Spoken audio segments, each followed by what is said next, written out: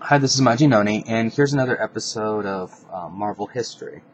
Today we'll look at the Dark Phoenix Saga for the X-Men. Now, the Dark Phoenix Saga was probably one of the most important storylines in the X-Men's history. Originally, this took place during Uncanny X-Men 129 and 138, and it really had a lot of stories that came right back to this, even that's happening in modern times.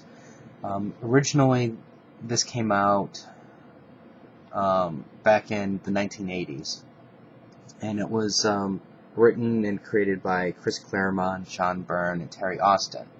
Now, those three guys were basically, at the time, the gods of the Trinity of comics. They took the X-Men and brought them to new heights. It's like they were the dream team. Chris Claremont was like, actually, well, John Byrne was the one that was extremely popular. Whatever he touched at the time basically turned to gold. Like, he did the Fantastic Four, he did, and then he did later for DC the Superman reboot, and it was basically, those were the three guys to have if you wanted to put it on your number one book. But anyways, with the Dark Phoenix Saga, this introduced the Hellfire Club. And with the Hellfire Club, you had this guy, if you remember Mastermind, from way back to the original X-Men team. And what the plan was to get the Phoenix on their side. So what they did was Mastermind took on a new persona, and his name was Jason, excuse me, which is this guy here. And with the help of Emma Frost, who had this device, he could project his illusions inside Jean Grey's head.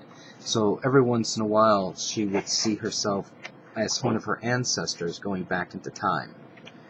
And as you can see here, and he was basically seducing her and then showing her fabricated lifestyle, I guess you can say.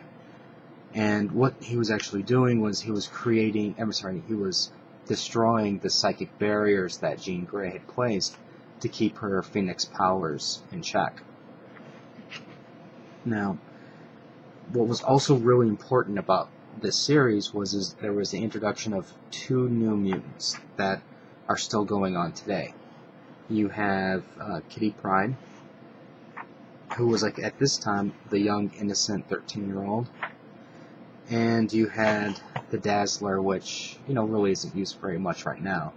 But that might be because of her, she used to have the roller skates. Anyways,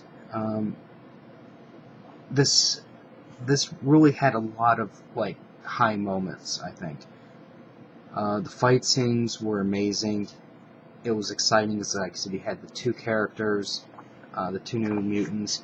You had this storyline here, which was going on with the Mastermind. You had no clue what was going on with that. And you had the introduction of the White Queen, Emma Frost, which obviously now is an X-Men. But back then, she was this evil bitch of a woman type thing. And you just wanted to see them all go down type thing. Now, one of the really high points of this book was you had this most amazing Wolverine fight scene right here. That was in issue 133. It was basically all the X-Men were kidnapped. Wolverine was, like, left alone, and he just went to town ripping apart the Hellfire Club members. I mean, when was the last time you saw Wolverine with claws out tearing into people like that in an X-Men title that wasn't rated, mature type thing? That kind of stuff doesn't happen very often anymore. Now, from there, eventually what happens is all of her psychic barriers are getting weakened and broken, and eventually Cyclops has a duel with Mastermind, and Mastermind kills Cyclops inside that duel. And once that happens, that's the final straw that for her barriers, and it basically her Phoenix persona basically took over. And now here's another part that was kind of weird. You see Storm as a slave girl that Jean Grey owns. She says that somewhere here. But anyways, so once her barriers finally broke down, that's when she became the Destroyer of Worlds, the Dark Phoenix. Another thing that they brought in here, like, as obviously Sebastian Shaw's one of the current villains that's an Uncanny. And then also you have Donald Pierce, who has been a constant thorn in the X-Men and the mutant sides, with the Mutant Massacre, not the pacifist, but the purifist or something like that. So a lot of these characters keep coming back. Now, things kept building up, and then eventually, like I said, she became totally evil, and that's when she destroyed Mastermind's mind, and eventually she becomes the Dark Phoenix.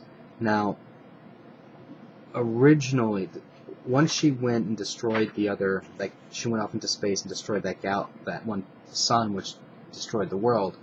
Originally, Bernie Claremont's idea was what they were going to do was basically put a dampener on her as punishment, and then life would have moved on, and they could have brought back the Dark Phoenix Saga whenever they wanted to.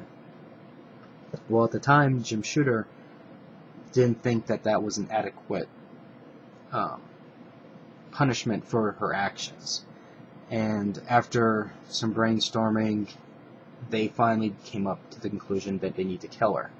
Now, this decision was actually made way late in the game, so there was absolutely no build-up as to the death of Jean Grey, the death of Phoenix, none of that stuff. So it caught everybody by complete surprise. Now, another thing to notice is, considering this was like a major story event in its time, their idea of a crossover at the time was, okay, Fantastic Four detects something, Spider-Man, Doctor Strange, Silver Surfer, they all detect something is going on, but that's it. You don't have a 5-issue miniseries with the Fantastic Four, or another 5 issues with Spider-Man, and so on. Which, today, that's what they would do. You'd have a battle between these two in space, you'd have something involved here, there would just be all this other unnecessary nonsense. But all they did was just say, hey, something's going on. That way you know how important this event is that's happening because other people are noticing it. And anyway, so after she destroys the planet, or the sun, I should say, which resulted in the planet, you eventually have the Imperial Guard getting involved, and which leads them to the battle on the moon. Now, obviously, once you see the Watcher here, then you know something's going on, especially with a cover like this. And this battle was just simply amazing. You have the Skrulls involved, the Kree that are involved. They're all demanding her death, and they basically said, "Oh, well, we'll go to that blue area of the moon, and that's where they're going to battle, and the victors are going to decide the fate of Phoenix." The fight was awesome. Like the build up here, where it's kind of like the calm before the storm, where it's like a time of reflection. They know what's going on, and they know something really bad is going to happen, and then the battle begins, and then we got to see all these cool new Imperial Guardsmen that we haven't seen before. Because originally we saw them, I think it was issue 107 or something like that, one of those early 100 issues. But now we got to see all these other characters, and the fight was just really really good. And then eventually, the X-Men are just getting taken out one by one. As you can see here, even Professor X he knows that there's nothing he can do to save her. Eventually, Jean Grey knows that there's nothing that can be done. She's going to have to do something to pay for her crimes. And then also to save her, family and friends. So eventually what she does is she sets it up where she commit suicide, so to save everybody. Now, this issue here, or this storyline, not only did it introduce lots of key players in the future, but it also sent into motion an entire other types of characters that we saw after this. Like, for an example, after the events from here, Cyclops had to take a leave of absence, and on his journey he met Madeline Pryor, which is the Goblin Queen, and then we got Mr. Sinister, and that whole storyline just evolved from there. So while I'm sure at the time that's not what they were thinking was going to happen, but the people, the writers afterwards, they were able to pick up from the events that happened here. Now, eventually I'm going to get the hardcover for this, but that hardcover book is so expensive. I think it's like almost like I think it was like $100, or maybe not 100, but it was under 100. But I know it was expensive. So eventually I'm going to get the hardcover version of it. But this was, like I said, one of the most critical moments in the X-Men history. I don't think there's anything that's happened, well, other than the switching of the X-Men team, from the old to the new. There hasn't been, I don't think, anything really truly as important as this storyline and what it's done. Because there's just so much that came from this that's still even being used today. And this is one of those, I think, that